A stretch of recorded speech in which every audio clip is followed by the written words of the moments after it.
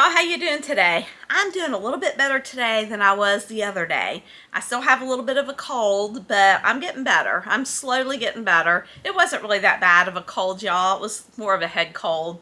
And I just hate the congestion. It drives me crazy having a stuffed up nose.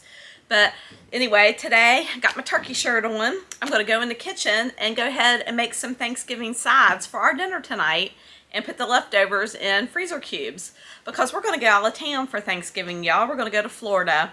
And the worst part about leaving for the holidays is you don't get the leftovers. The good part about leaving for the holidays is you don't have to cook. You don't have to clean up. But I missed the leftovers, so I'm going to go ahead and make some of our favorites today for our dinner and just go ahead and put it over into freezer cubes. I might not get everything made today. I might make some today and I might make some tomorrow.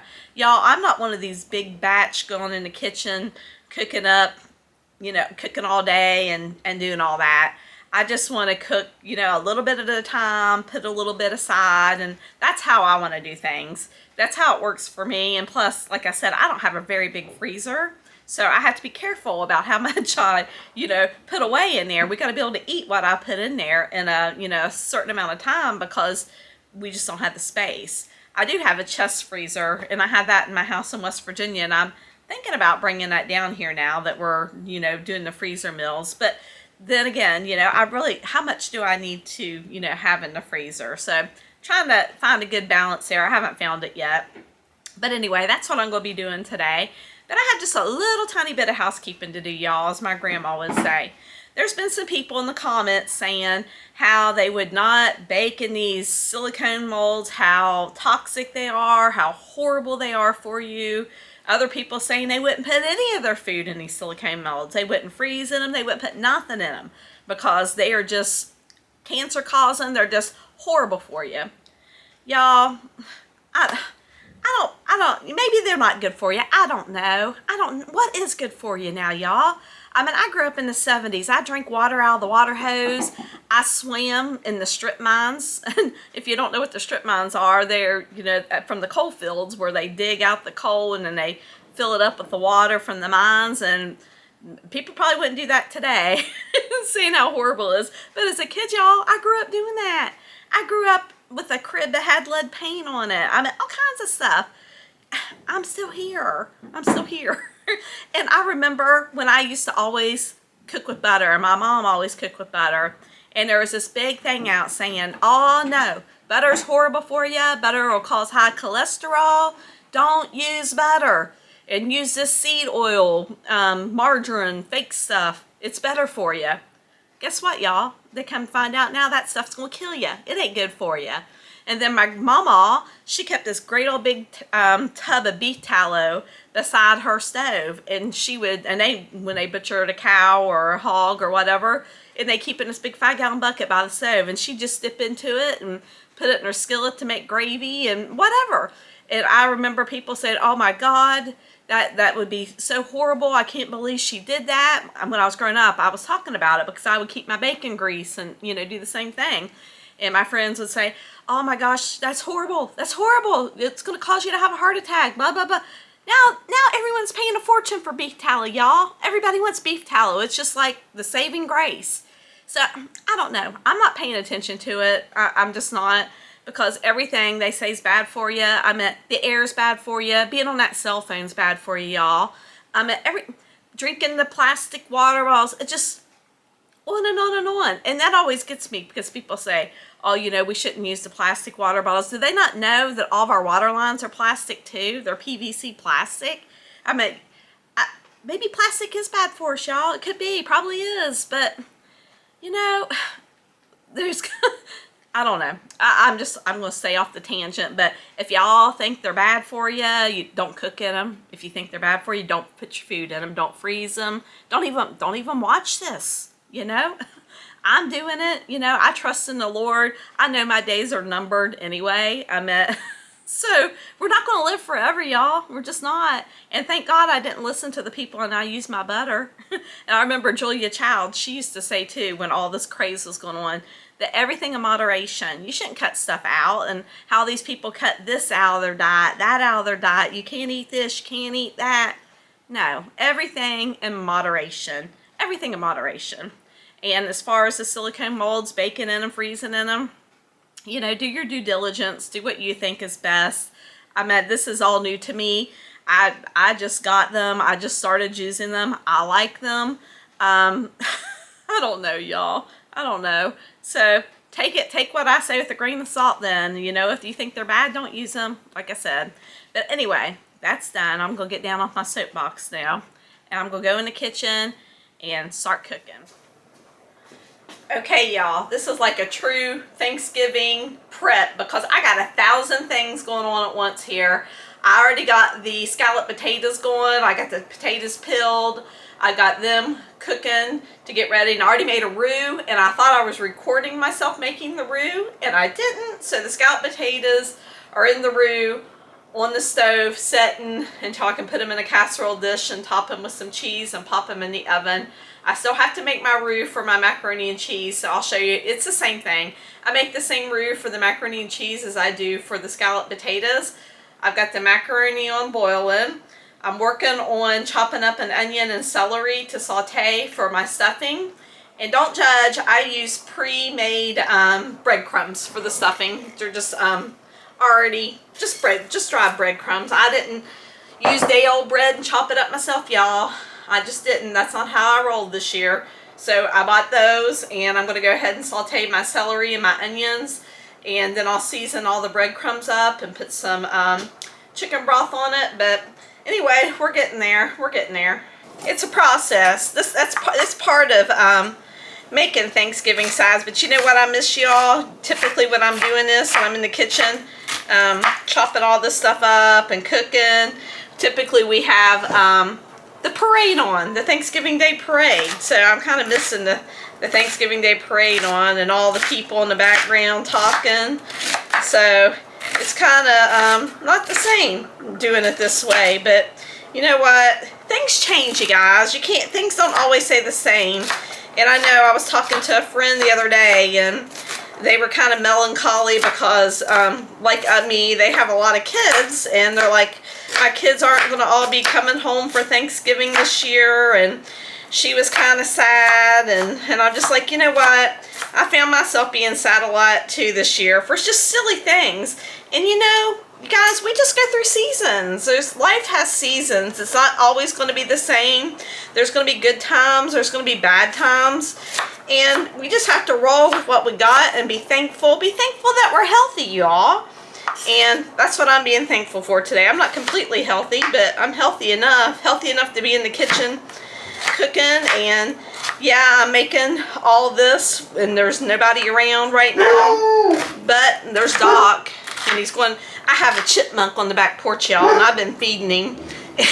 And Doc, it's either the chipmunk or the squirrel comes to the back door, and Doc goes ballistic at it. But anyway, at least I know that I'm going to go be around my family for Thanksgiving, so that's something. So I'm just going to be happy. And I got you all watching, so that makes me happy too. Alright, I'm going to go ahead and put all these in this glass bowl and take them over to the stove and saute it all. It's getting there, y'all. It's getting there. Oh my goodness, it smells so good. It smells so good. It smells like Thanksgiving in here, y'all. Y'all, I just dropped in one of those, two of those sage seasoning cubes I made with the olive oil a couple weeks ago. With the sage I got out of the garden, and oh my word, it smells so good. I'm glad I remembered that I had it in there too. But this is coming together good. It's about where I want it. Okay, y'all, let's add all this goodness in here. Oh man, it does smell so good. It smells so good. Okay, I want to make sure I get it all in there.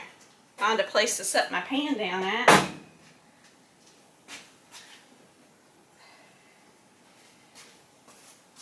Okay, so I got that mixed in there, and I went and got my chicken stock. Go ahead and pour all that in there. Y'all, I don't know how much until it's moist. And if it's not moist enough, add more. And oh my goodness, a macaroni noodle, y'all. I was cooking macaroni. So let's see what this looks like. See if this is moist enough. I might have to add some water because that's all the chicken stock I had.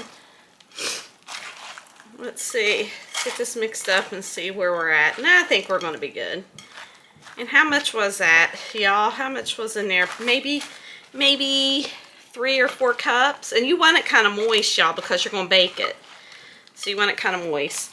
And in here, I've got my sage. I've got my celery, my onions.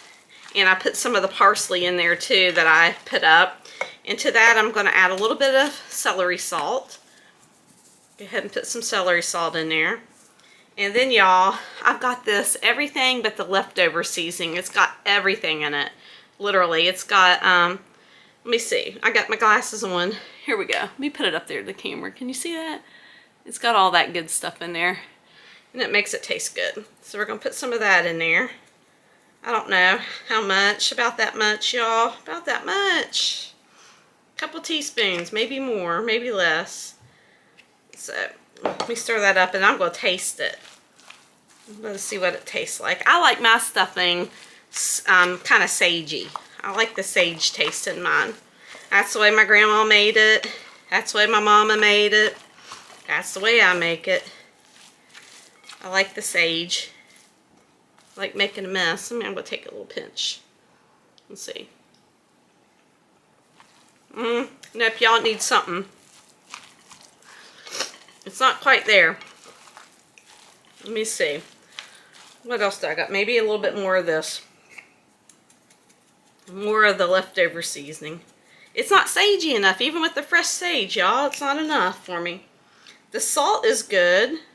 It's just not, just doesn't have a big punch like I wanted it to have. That should be good. Sometimes it just takes a while for the flavors to marry. So, all right, y'all. I'm gonna say that's good. I'm gonna say that's good. See, we got that. I'm gonna put that in the oven.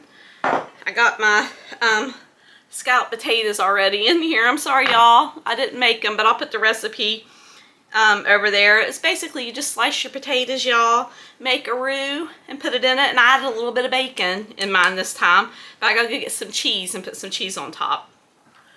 Alright, y'all, so I'm going to cheat and use the food processor here for my cheese.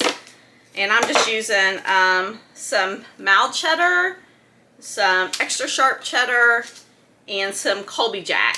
And I might sprinkle in a little bit of pepper jack. I have that in there just to give it a little bit of spice, y'all. This is for the mac and cheese. I'm going to go ahead and pre-shred the cheese for it, then make the roux, and then put it together.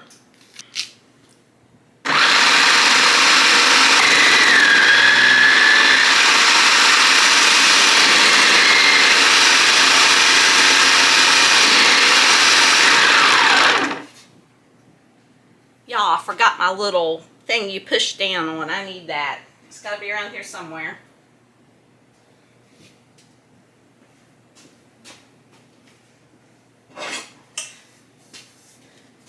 Alright, I found it. I'm too klutzy to use this thing without it. I'll take my fingers off. Okay, y'all, let's make a roux real easy. Melted butter, flour, kind of just like you're making gravy, but it's like a cheese sauce. So we'll get that going like that. Probably could have used a little bit more butter, but it'll all work out. And then I like to use seasoning salt in mine. I like the taste of seasoning salt in my roux. You want to do a lot to offset the taste of the flour. And a bunch of cracked pepper.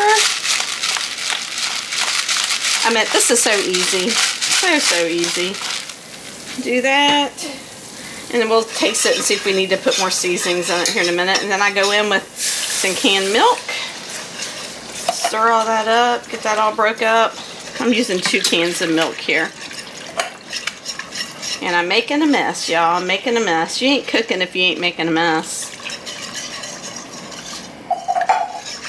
Look at this. Get all these lumps out of here. Nobody wants a lumpy roux. You just gotta whisk it up. And then, when it gets to the consistency I want, without the without the lumps in it, I'm going to go ahead and add my cheese. But I think I know, just by looking at it, from doing this so much, it needs a little bit more of a seasoning salt. I think so. Let me get a spoon here and taste it. Let me see. Let me taste it. Not too bad. Maybe it don't. I don't know. I'm getting better and better at eyeballing stuff the older I get. But you can't have too much, so let me hit it again. Let me go ahead and hit it again, just to make sure. Stir it up more.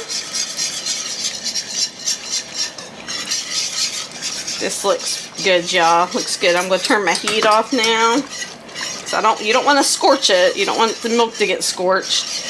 And then, yeah, this is perfect. Perfect. Let me see. Let me add my cheese. I'm not going to add all the cheese because I want some to put on top. So we'll do that. Get that all melted in there. It's a beautiful thing. Alright, while this melts, I'm going to go get my macaroni. I might need to get some milk out of the fridge, y'all. This might be, let me see. Let me eyeball this here a second. Nah, I think it'll be alright. I think it'll be alright. Let me go get my macaroni. Okay, let's go ahead and get our macaroni in here. Let me get something to get this out with.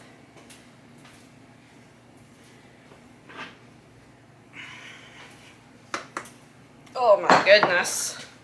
Pans keep getting heavier. The older you get, the heavier they get. I'm making a mess, but oh well. Get all that macaroni in there. This was just a box of macaroni, and it almost looks like too much. Almost looks too much. I'm going to save some back here and see. And then I'm going to put my cheese sauce in there. Don't that look so good? I love cooking, y'all. I love making things that taste good. Alright. What I don't like is the mess. I don't like the mess. Oh yeah. Look at that. That is good. Cheesy goodness in there. That's what that is. I might be able to put the rest of those noodles in there, y'all. I'm thinking I'm going to. I'm thinking I'm going to put the rest of those noodles in there. Let me get this pan in the sink. Greg just came down here a little while ago and he asked me what was for lunch. And here he comes. Guess what's for lunch? Stuffing, macaroni and cheese, scalloped potatoes, sweet potato casserole. That's what's going to be for lunch. Alright, y'all, let me get this mixed up really good. I'm going to put some cheese on top, and I'm going to get me out some of the panko breadcrumbs and get them into some melted butter and put it on top, and this is going to be good. Look at that. Tell me that don't look good. Might not look healthy, but it's good. I just put the panko breadcrumbs with the butter on there. I thought I hit the record button, y'all, and I didn't. So that's on top of the macaroni and cheese, and this is ready to go in the oven. Okay, you guys, next up is sweet potato casserole. And I'm just using the canned yams, y'all. I did not cut my sweet potatoes and boil them. I'm mashing up some canned yams. This is semi-homemade. My aunt, she used to say anything you make at home, even if you open a box and you cook it out of the box or open the can, it's still homemade. So I opened the can with these yams, and that's what we're going to use. I'm going to mash them all up. And I usually do like a pecan streusel topping. And since I'm going to be freezing these, I'm not going to put the topping on it. I think I'm just going to make the topping and use it as I need it. And that's how I'm going to do it. And I always put heavy whipping cream in mine, and y'all, I don't have any. So here's a trick. Use some melted butter and some milk and mix it together. And that'll make your heavy whipping cream. So I'm going to do that and get that all, make a mess. make a mess. This is probably not the best. I should have used a mixing bowl, y'all. But I didn't. And I always put an egg in mine. So there's an egg. Mix that in there good. Mix that in there good. Probably get a spoon at this point. I'm still trying to smash it up. Then I'm going to put a teaspoon, maybe 2 teaspoons of cinnamon in there. And get that around in there. And I have a cup of brown sugar, but I don't know if I'm going to need it all. So I'm going to start out with just a little bit. Start out with like a little over half a cup and put it in there. Get that mixed up like that. Smells good. Still kind of lumpy though. More lumpy than I like it to be. Let me switch out this masher. Let me get a different one, y'all.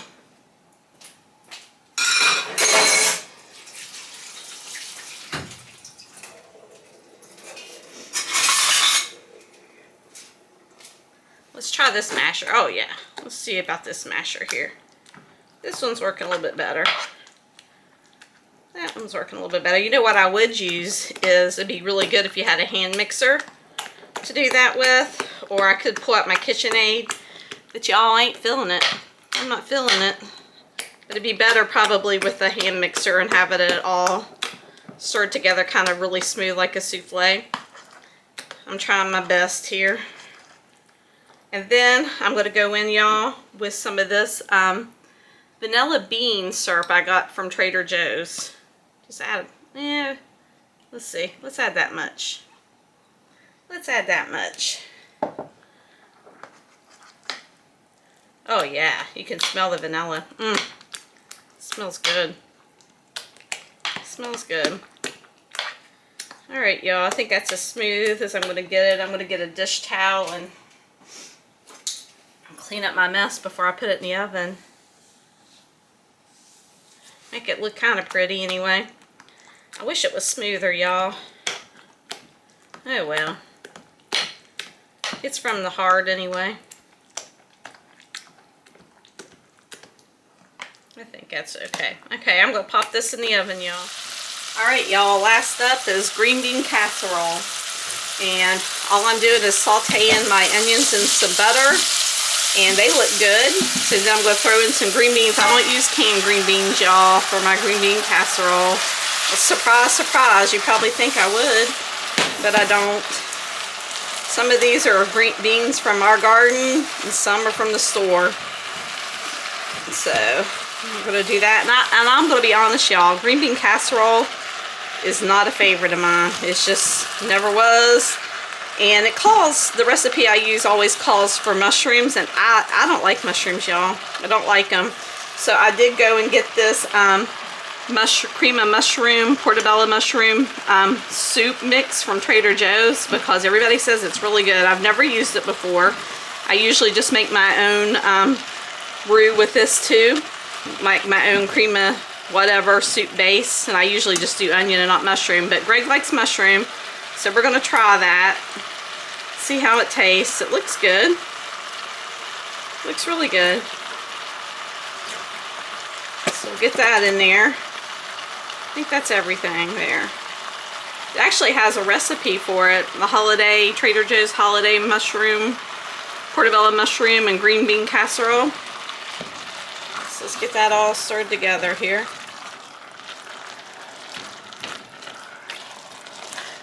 I'm going to get some pepper to put in this too. You know, I could have sauteed some garlic in this, and I didn't. Daggone it. I forgot. Oh well. Let me turn this heat down and get some salt. Okay, I'm just going to go with some seasoned salt again. Just throw that in there and do some cracked pepper.